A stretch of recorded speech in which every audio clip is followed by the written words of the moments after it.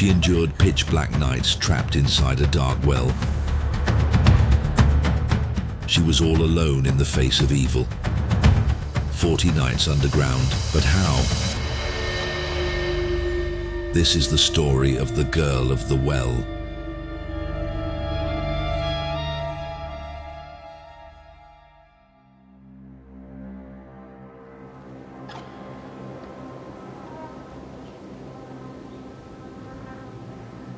A village located in northern Sudan lives in a silence resembling the silence of graveyards, a silence broken only by the whistling of winds passing over the scorching sands, where mud houses clung to each other as if fearing that anything might intervene to disturb the peace of their living. And on the outskirts of this village lay something everyone feared, an old, dead well, yet it never ceased to terrify anyone who heard its name or passed by it. For the villagers used to say that inside the well was something that craved attracting humans to it, so they left it abandoned until it dried up, like a gaping mouth waiting for its prey.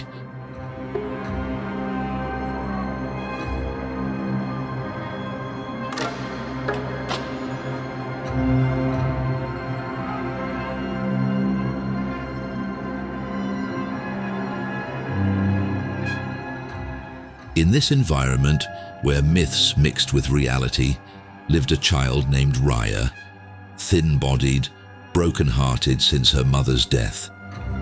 Her eyes dark as if carrying the sadness of the whole world.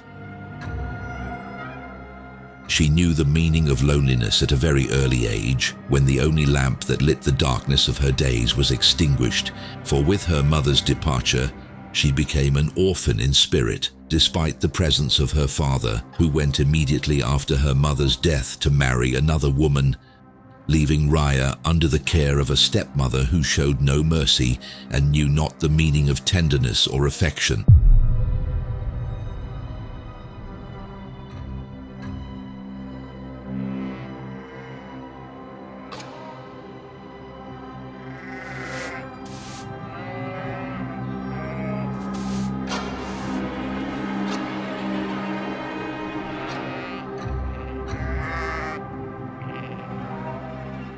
And on top of these tasks, she bore other burdens constantly, bruises changing places on her frail body, received whenever her father got angry, a man who never knew mercy.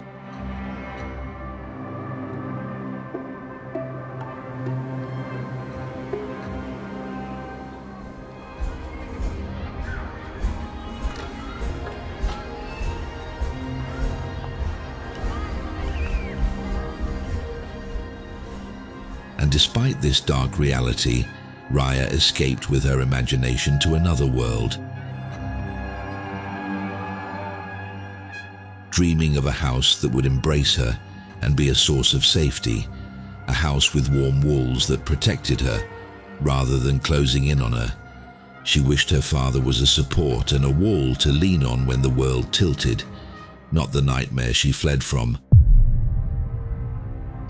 But her father was a man of hard feelings, an ungrateful heart, cruel words and actions. Not only that, but he had a mind very attached to the world of magic and quackery. So he would sit alone at night behind the house, drawing strange letters on the dirt and whispering words unlike human speech, until Raya came to fear him and dared not speak to him.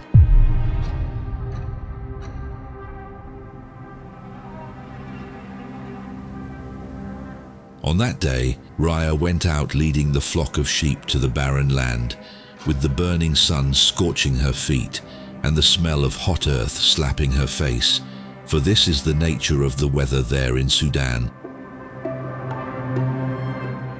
And with the setting of the sun, she discovered the disaster. 4 sheep missing from the flock. She froze in place, as if a lightning bolt struck her heart. She knows her father's cruelty well, and knows what losing part of his flock means to him, and knows he will not show her mercy. She began searching for them with tears wetting the dirt, but the sheep seemed to have evaporated.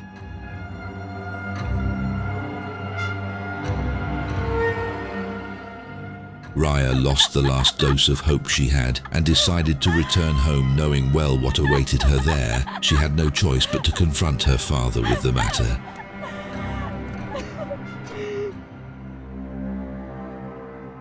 When her father heard from her what happened regarding the lost sheep, his eyes turned red as if sparking evil.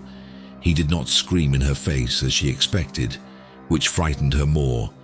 Then he exploded at her in a fit of beating, screaming, insults and cursing, until she felt her soul almost leaving her ribs. And with the intensifying of his fit of anger, he pulled Raya by her hair, giving her a choice between two things no less cruel or violent than him, either to slaughter her or to throw her into the abandoned well with the terrifying reputation. The blood froze in her veins, and out of fear of the pain of having her neck slit by the knife, she chose the second option, which was the well, thinking that the darkness of the well might be more merciful than her father's knife, which knew no mercy. The father waited until night came, then took her and went out to the well.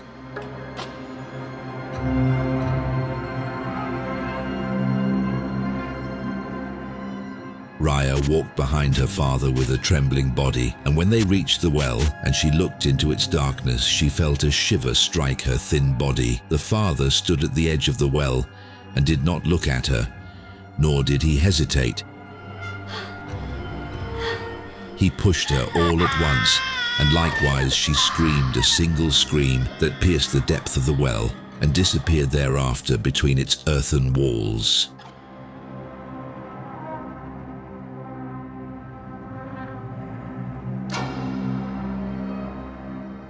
She fell into a very long depth until she felt the darkness had swallowed her. Before her body hit the bottom of the well, the hem of her clothes caught on the trunk of an old tree that had grown inside the well, a tree trunk that softened the force of the fall that could happen as a result of falling from this towering height. Once she reached the bottom, she discovered the real horror awaiting her, a horror much greater than her terror and fear of her father. For she was not alone inside the well, but heard the sound of rustling and crawling. She felt cold, slimy bodies crawling slowly beside her, and the patter of countless small legs. They were scorpions. The original inhabitants of the well, who took the well's cracks as their dwelling, those reptiles did not delay in climbing Raya's torn clothes, and walking over her skin with complete coldness, she felt every footstep of a scorpion passing over her neck, so she held her breath and tears stoned in her eyes, for fear that those small monsters would sting her. Meanwhile, bats were fluttering over her head and colliding with her as if welcoming her as a new guest, joining the kingdom of death.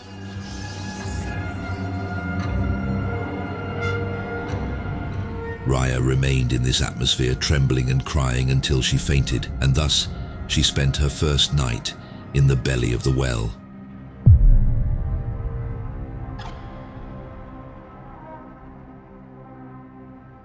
Raya disappeared from sight, and the villagers did not see her go out to graze the sheep for 40 days. During this period, Raya's father was out spreading among the villagers that his daughter was lost while grazing their sheep, and that it was probable she had been eaten by wolves, and for this reason she did not return home again. But the bitter and very painful truth is that her father is the wolf who ate her, for his love of magic and sorcery made him offer his daughter as a sacrifice to the Jinn. Yes, for when he thought of throwing her in the well, he needed a victim to offer to his demons so they would be pleased with him. So his choice fell on his daughter, his own flesh and blood. The situation continued like this with Raya until the 39th night of her fall came. The man came to her like every night with milk, but this time he spoke to her with one word and said, "Tomorrow you will get out," then disappeared. On the 40th night, Raya remained waiting for the white man to bring her milk, but he did not come, and when hunger intensified on Raya, she began calling out to the man with the milk, hoping he might hear her and bring the vessel of milk, but to no avail. The man did not come.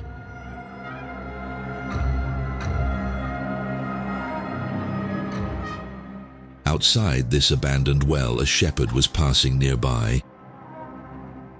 He heard screaming, a scream of distress.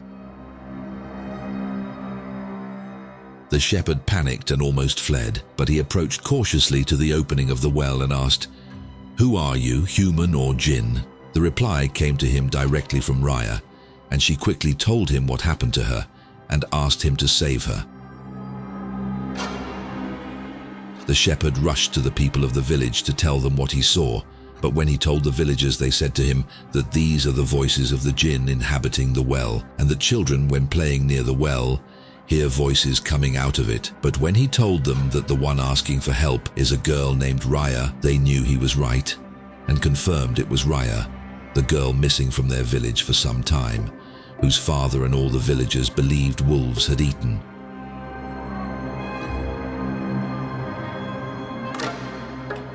All the men of the village ran and went to the well. They tied their turbans to each other, which is a long white cloth men wear in Sudan, over their heads, and lowered it like a rope, and a man volunteered to go down.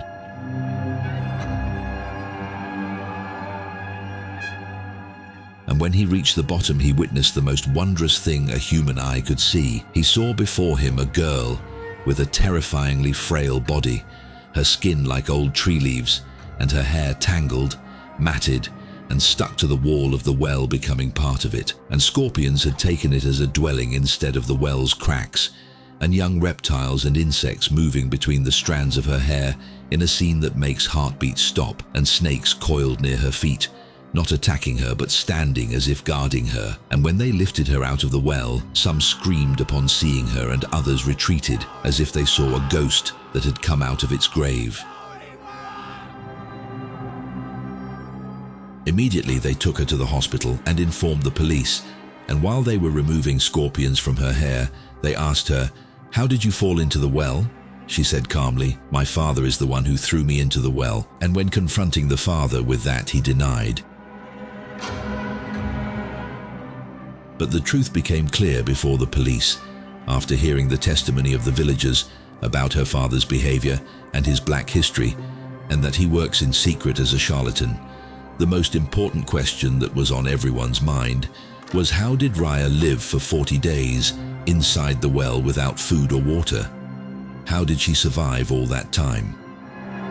She said that on the second night of her fall, and at midnight, a strange thing began to happen. She heard light footsteps walking at the bottom of the well, as if someone was walking over its sticky, muddy floor. She opened her eyes and saw an intensely white light appear suddenly before her, and when she looked closely, she saw before her a man with white skin, radiating light. He appeared to her like a mass of white light. He did not speak to her. He only placed before her a vessel of milk and disappeared after that. And this scene was repeated during the 40 nights she spent inside the well. She used to hear strange whispers before his appearance, as if the well was preparing to receive him. She did not know if he was human or a jinn or an angel.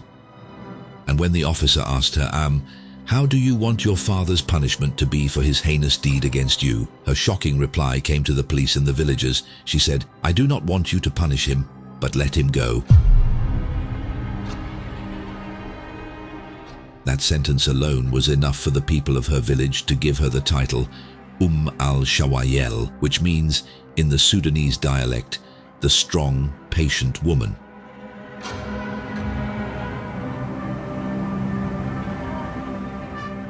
Raya lived a few years after this incident. She used to stare with her gaze for long hours, as if seeing things only she could see alone.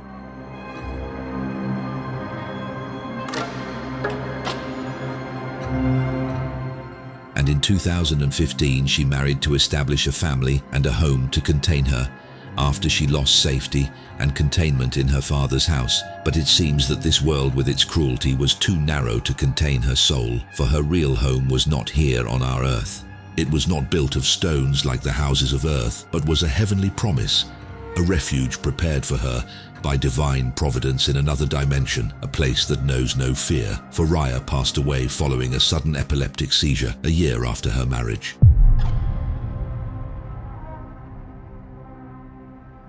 And in the end, for every father blessed with a daughter, he must be certain that she does not need food, drink, and care from him, but needs him to be the homeland she resorts to when the world frightens her, not to be the source of her terror. For containing daughters is a trust. Providing safety and tenderness for a girl is very necessary, for a girl is a flower that, if not watered with safety in her father's house, her soul withers and dies even if she remains alive.